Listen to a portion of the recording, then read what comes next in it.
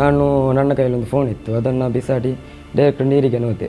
ನೀರಿಗೆ 2 ಸ್ಟೆಪ್ ಹಾಕಿ ಅವನಿಗೆ ಮೇಲಿಗೆ ಹಾರಿದಾಗ ಅವನನ್ನು ಹಿಡಿದೆ ಗಟ್ಟಿ. ಮತ್ತು ಅದು ನಮ್ಮನ್ನು ವಾಪಸ್ ಸರಿ ಹಾಚಿಕೊಂಡೋಗಿತ್ತು.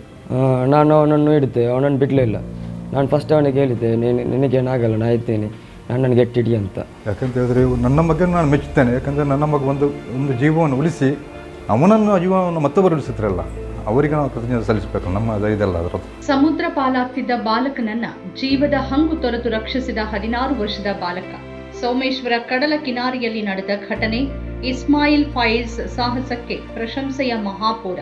ಪಾಲಕರ ಜೊತೆ ಸೋಮೇಶ್ವರ ಕಡಲ ಕಿನಾರಿಗೆ ಬಂದಿದ್ದ ವಿಟ್ಲ ಮೇಗಿನಪೇಟೆಯ ಮೊಹಮ್ಮದ್ ಆಶಮನ್ ಅನ್ನೋ 10 ವರ್ಷದ ಬಾಲಕ ಸಮುದ್ರದ ಅಲೆಗಳ ಸುಳಿಗೆ ಸಿಲುಕಿದ್ದು, ಇದನ್ನ ತಕ್ಷಣ ಗಮನಿಸಿದ 16 ವರ್ಷದ ಬಾಲಕ ಇಸ್ಮಾಯಿಲ್ ಫೈಜ್ ಅನ್ನುವ ಬಾಲಕ ತನ್ನ ಜೀವದ ಹಂಗು ತೊರೆದು ಸಮುದ್ರಕ್ಕೆ ಹಾರಿ ಬಾಲಕನನ್ನ ರಕ್ಷಿಸಿದ ಸಾಹಸಮಯ ಘಟನೆ ಸೋಮೇಶ್ವರ ಕಡಲ ಕಿನಾರಿಯಲ್ಲಿ ಏಪ್ರಿಲ್ 24 ಶುಕ್ರವಾರ ನಡೆದಿದೆ.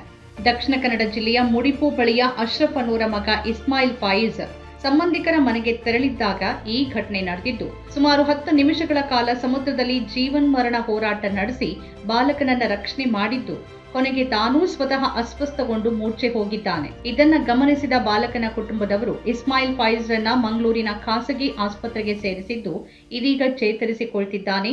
10 ವರ್ಷದ ಬಾಲಕ ಅರ್ಷಮನ್ ಯಾವುದೇ ಅಪಾಯವಿಲ್ಲದೆ ಪಾರಾಗಿದ್ದಾನೆ. ಮುಡಿಪು ಝೆನಿತ್ ಆಂಗ್ಲ ಮಾಧ್ಯಮ ಶಾಲೆಯ ವಿದ್ಯಾರ್ಥಿಯಾಗಿರುವ ಇಸ್ಮಾಯಿಲ್ ಫೈಜ್ ಇತ್ತೀಚೆಗೆ ಪ್ರಕಟಗೊಂಡ SSLC ಪರೀಕ್ಷೆಯ ಫಲಿತಾಂಶದಲ್ಲಿ 509 ಅಂಕಗಳೊಂದಿಗೆ ಉತ್ತೀರ್ಣನಾಗಿದ್ದ. ಕರ್ನಾಟಕ ರಾಜ್ಯಮಟ್ಟದ ಕರಾಟೆ ಸ್ಪರ್ಧೆಯಲ್ಲಿ ಕೂಡ ಈತ ದ್ವಿತೀಯ ಸ್ಥಾನಿಯಾಗಿದ್ದಾನೆ. ಈತನ ಧೈರ್ಯ ಸಾಹಸಕ್ಕೆ ಸಾರ್ವಜನಿಕ ವಲಯದಿಂದ ಮೆಚ್ಚುಗೆ ವ್ಯಕ್ತವಾಗಿದೆ.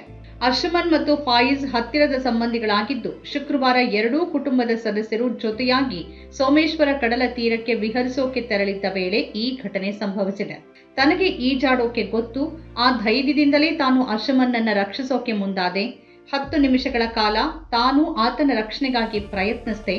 ಮಾಹಿತಿ ತಿಳಿದ ಸ್ಥಳೀಯ ಈಜುಗಾರರು ಕೂಡ ಅರ್ಷಮನ್ನ ರಕ್ಷಣೆಗಾಗಿ ಸಹಕರಿಸಿದ್ರು ಅಂತ ಇಸ್ಮಾಯಿಲ್ ಫೈಜ್ ವಾರ್ತಾಭಾರತಿಗೆ ಪ್ರತಿಕ್ರಿಯಿಸಿದ್ದಾನೆ.